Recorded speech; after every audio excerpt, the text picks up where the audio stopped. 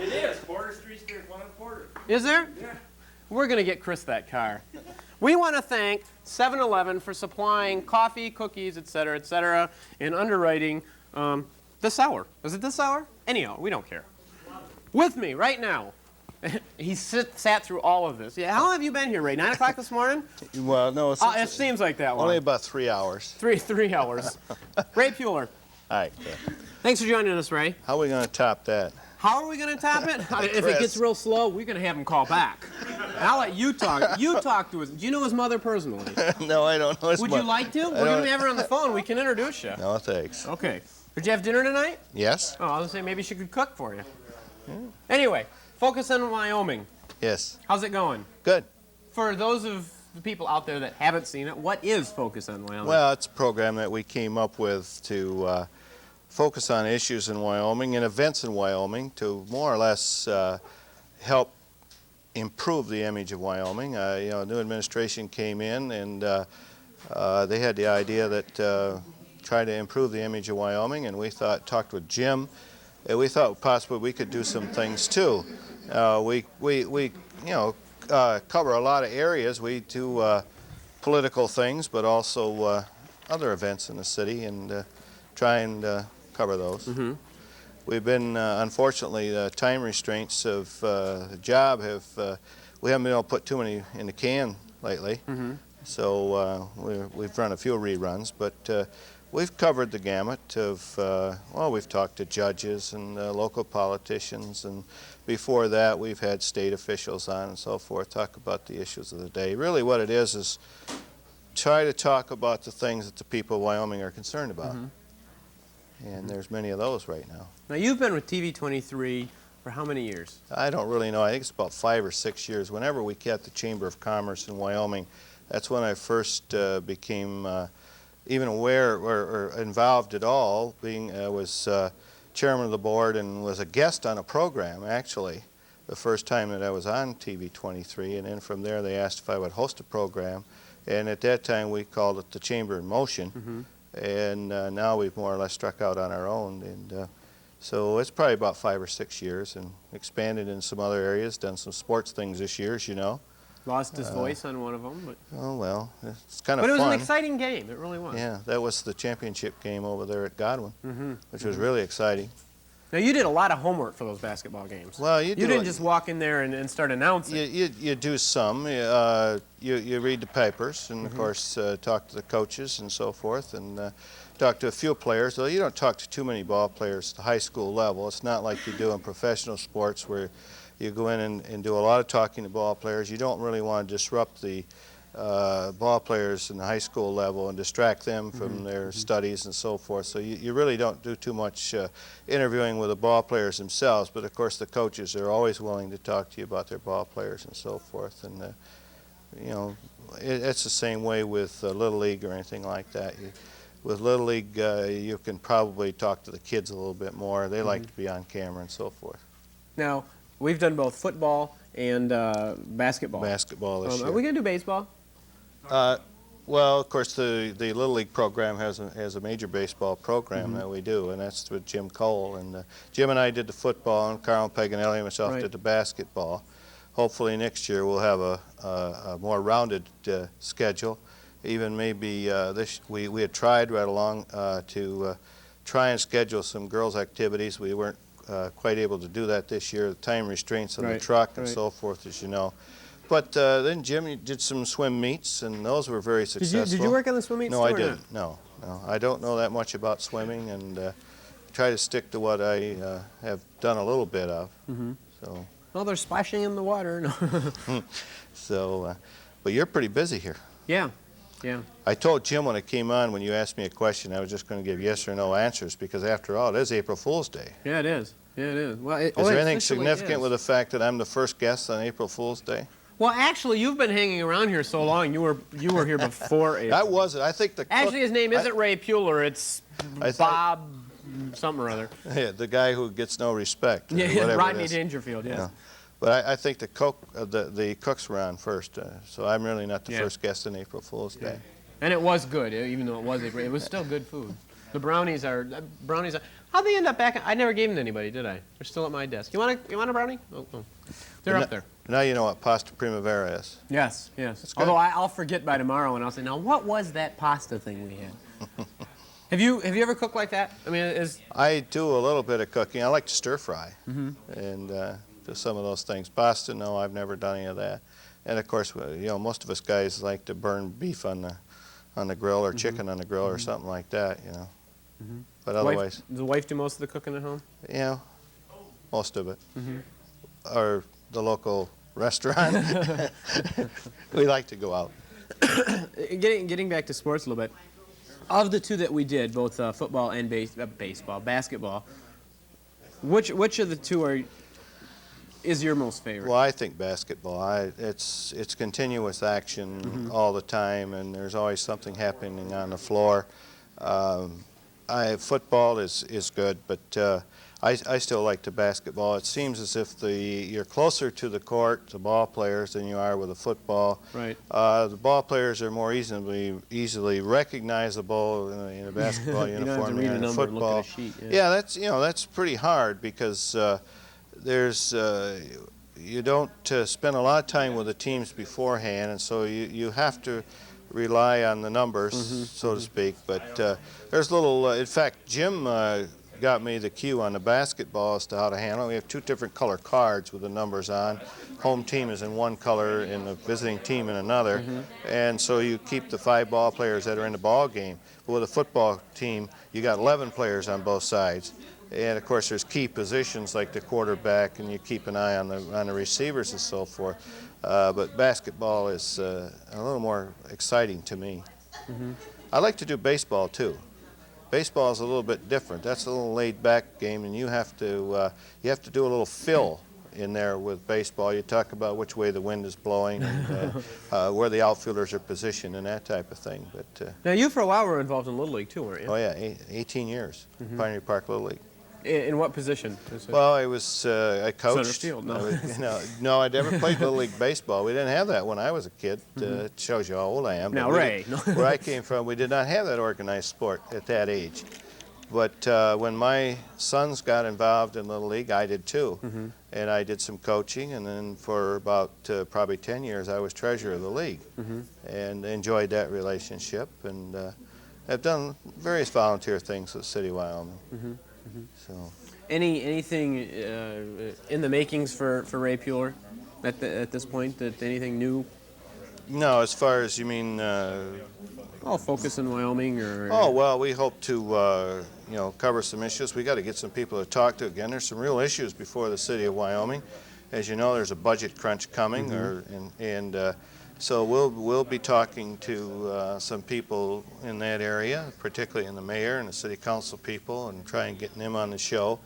It's kind of interesting, but when you get some people on and you talk to them, others say, well, you're soft on them, and others say they're hard on them, and so forth. But someone will say, well, you're being real soft on him, and you're asking him all the good questions, but yet you turn around and you ask that person to come on your program, and they don't want to come on the program. But there's this issue of increased revenue that they're talking about. It's pretty difficult, and the hard questions have to be answered. Are we using the money the best that we have now? Is there a real need? That's got to be proven first. And then if there is, what is the best method of getting additional revenue? And those are hard issues to solve. Sure. And it's not going to be easy, but it's been heading in that direction for some time. The city manager has been warning of it.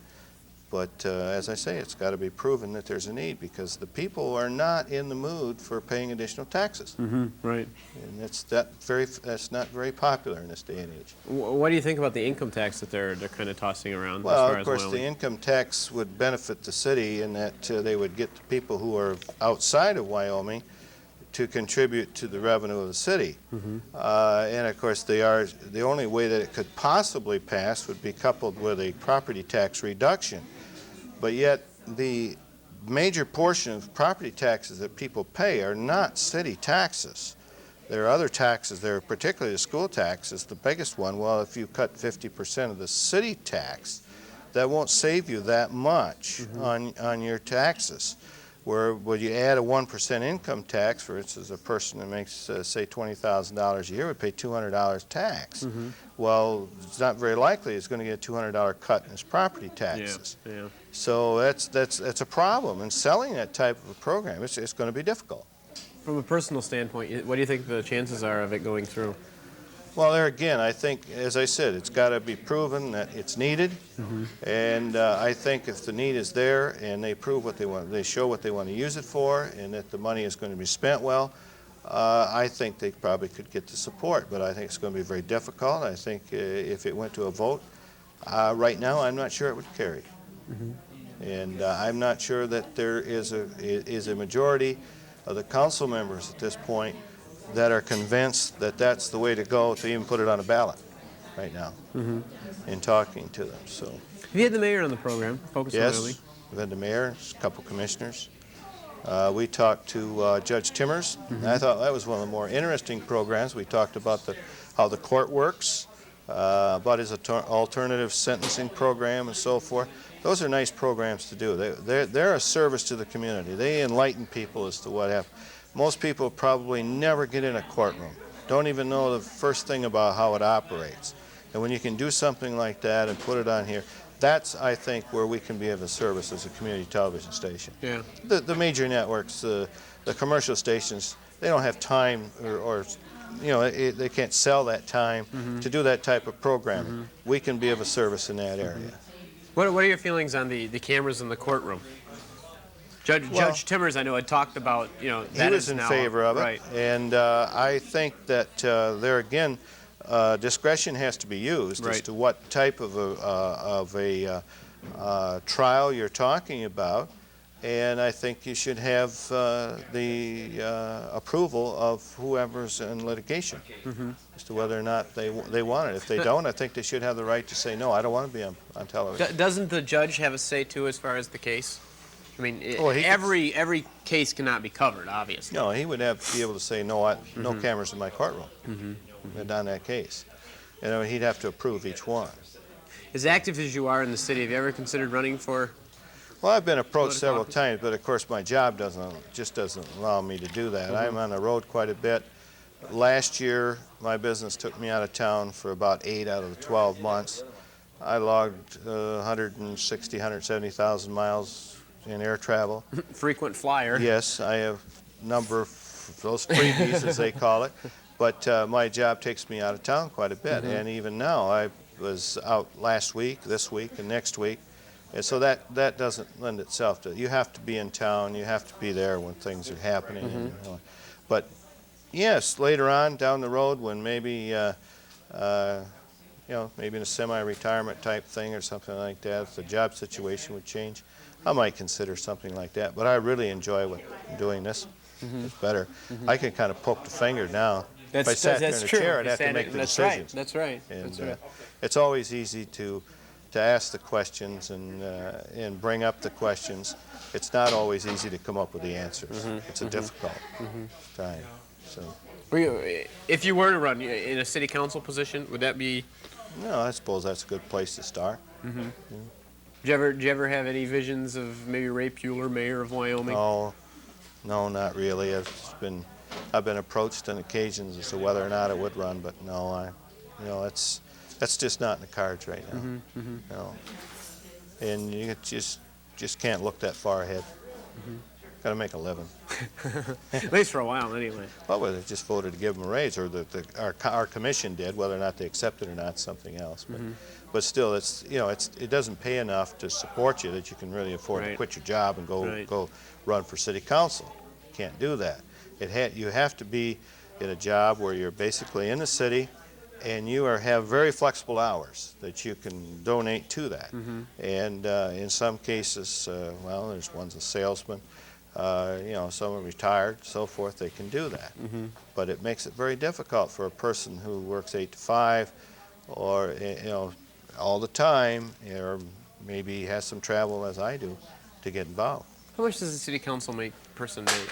Well, I think the mayor's right around $8,000, $8,500, something like that. The mayor pro tem, probably about $6,000, and the councilmen, and I'm picking off the top of my head now, somewhere around the 5,000. Do you think if that was a more substantial amount, that it opened the doors to more people as far as Well, I don't know. You know, substantial amount. What would that be? You know, if you're talking about a full-time position, now you're talking about you got to start looking at $25,000, $30,000 position for city council. Some cities pay that. You know, some cities pay that. I don't know that I don't know. I think that the caliber of people that we've attracted to it have been good. You know, we've had some that maybe some people didn't like from time to time, but of course, you know, voter has a right to go vote them out. Right. I think the caliber of person that we've attracted, I don't think that they look at it from the standpoint that I want that money. They want to have the position. They want to have some influence as to what direction the city's going to take. And I think sometimes that's more of a value than the person who might be looking at it from the money standpoint. It's just like your organization, our organization here. You know, what? How many people here get paid? 4, 5, 4.5. And yet you got hundreds of people that are involved. Your program this weekend is going to involve a great number of people. It sure does. They don't do it for the money. That's right. They do it because they like to do it. It's a service they can perform. It's fun. It's a change of pace for most of us. Definite change of pace. Yeah, we work all day. We come in here and we do something a little bit different. While we're in here, you and I are talking. We're not thinking about our problems at our job or whatever. That's right. And the same way whether you're doing a sports broadcast or whatever. It's really kind of fun. Do you like going out in the field doing sports broadcasts? I mean, is that I think that's kind of a goal you've had? I can remember back when I was a kid, and I mentioned the name of a broadcaster of the Detroit Tigers, Harry Heilman. I used to listen to him, and then Van Patrick, and of course Ernie Harwell is probably one of the greatest. You know, Detroit's had some great announcers over the years, and I've often thought that must be about the greatest job in the world, where you can just travel around, watch sports, and report on them. And it's fun. I really enjoy it, and I like it. I think it's better at the more you stay with the amateur end of it, it's even better. The high school, and even Little League. When you start getting into professional levels, then it becomes a little bit tougher again. Then it's the ball player that's earning his living at it, and there's different. I like to watch the high school and college level athlete myself, and I just love doing high school. It's fun. How long have you lived in Wyoming? All your life, or? No, I was born and raised in a little town west of here in Hudsonville. And I was 18 years old, graduated from high school there. We moved to Wyoming. And so I've been here for about 35 years, lived here. My wife is a native of Wyoming. The kids have all been raised in Wyoming, went to Lee High School. We live in that area and have ever since we've been married, so about 35 years. I remember the days of when we incorporated as a city, and we had all the water problems and everything else. And you're too young to remember those, but we had a lot of them. And we had some pretty good people in there at that time, had the foresight to see those problems and to go ahead and do those programs. But in the old days of annexation, the battles we had, and some of those wounds, it took a long time to heal. And there's talk now about, another level of government as far as area, government. And I don't know really the need for it, why the cities can't cooperate one another, why we got to have another structure in there, I don't know. But that's going to be discussed. That's another issue that's coming up in the Metropolitan Council. And that's going to be a tough one to decide. And I don't know that people want another layer of government. If anything, they want less government. Looking at the growth of Wyoming that you've seen over the last several years, do you think Wyoming's going too fast, too slow? Well, it's certainly growing. That's for sure. But every area is growing. Western Michigan, the statistics tell us that by the year 2000, we will probably have more people in the Western Michigan counties, the metropolitan area of Grand Rapids, Holland, Muskegon area, than what Detroit does. And we're growing that fast. It's a good place to live. And I don't know, growth too fast? How do you know? There is an awful lot of growth, but it's creating jobs. Unemployment's down in our area, where we have a well-diversified economy. We are not strictly automotive or anything else. We have a very well-diversified economy here, so that if the automobile business is down, the whole area doesn't suffer. Right. So we've been able to be stable to that area, those times. How about, let's get back to sports here a little bit. Do you look forward to any further achievements as far as our sports broadcasts? Is there something that we don't do now that you'd like to do in the future? Well, we're covering football in the fall, basketball. Yeah, I think probably more involvement of the girls' athletics, volleyball. In the wintertime, girls' basketball. I've been talking to Jim about that, but setting up some type of sports department, so to speak, that really can't, do that as what maybe some other entities might do, but to get better communications to the schools and so forth, and get in and do more girls' activities. We did boys football, boys basketball, the swim meets and so forth, but with volleyball and girls basketball would be a couple things, and maybe some girls softball games, and get the whole involvement. Because girls athletics are a big thing in high school. They're big. Very much so. All schools, they have equal programs now for everything. Pretty near. Even the girls' little league is a big. That was one of the things when I was on the board at Pinery Park, which really caused us to expand our parking lot and do a lot of other things. Was when we decided that we would go with an equal program for boys and girls, and we went to the Grand Rapids Foundation and got a grant from them to expand our facilities down there at Pinery, because we just exploded when we did that. It opened up, man. It just not doubled, but boy, it added probably about 50% to the amount of participants that we had of young boys and girls, and so that was a major step in that direction. You still involved in Little League or not? No, not anymore. Pretty much a spectator. Yeah, I went from there to TV 23, I guess, and along with a couple other jobs that I have with of course I'm on the Cable Television Commission member, and I'm on the Salary Compensation Board. I worked with the 25th Anniversary Committee. We did the celebration for the 25th anniversary. We put up the sculpture. Right, Starwinder. Like it or not, some do, some don't. But we raised the money for it. It wasn't taxpayers' money, and we put that up. And there'd be other things. I served on a committee that studied the needs for New City Hall. We came up with the needs and the plans, and they're on the shelf if money ever becomes available, where maybe federal grants or something become available. It's right there, can be pulled off, and could go with it. But right now, if there's any way that the city can afford to do it. So there's those special areas that you can serve in. Very active in my church. I do a lot of work there. Enjoy that. So there's plenty of areas to serve. You probably don't have a whole lot of free time, do you? Well, you do. I still get to go up to the lake on the weekend, do a little fishing, play golf, and so forth. But you just don't spend a lot of time watching TV, even though we're here in the TV business. But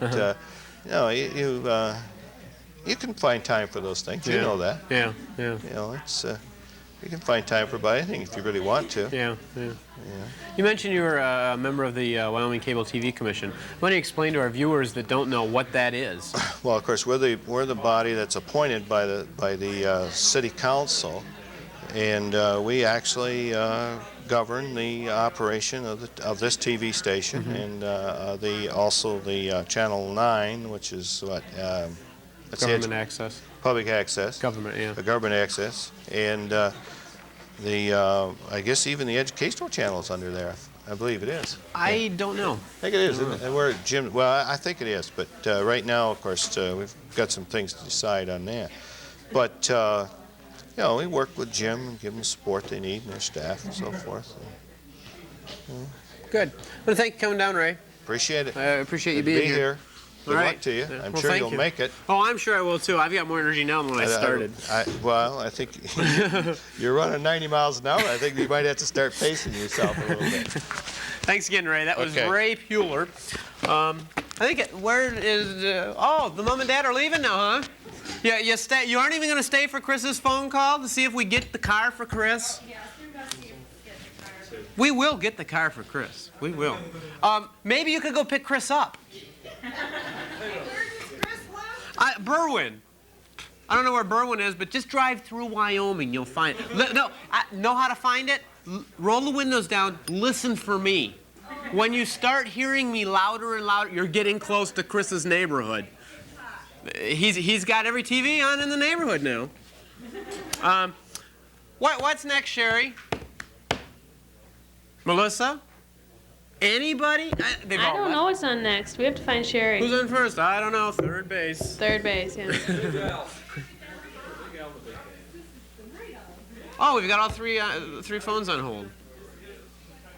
Where did yeah, someone got some instant stuff? Good catch. Instant pudding. Where's bring that here. Bring that here. Bring it here. Bring it here. Bring it here. I want to show you what I'm up against here in front of the camera. I asked Sherry, what's next? Okay? Sherry is supposed to have all the guests in place, ready to go. That's what I've got her here for. So I say, Sherry, what's next? She pencils out a sign that says, fill till further notice. I could be filling tomorrow morning at 9 a.m. If the line, you know, right now, if the lines weren't busy, I'd ask Chris to call. Scott? Yo, We have a trivia question on line 2 for you. Is it Chris? I don't think so. I'll bet you it's Chris's friend. It's a her. I'll bet you it's Chris's friend. Ooh. Find out if she's. I'll find out if she's singing. Is it Pam Roberts? It's probably Chris's. It's probably Chris's mom. We can get her the car. Sherry, we got some instant stuff from Janet.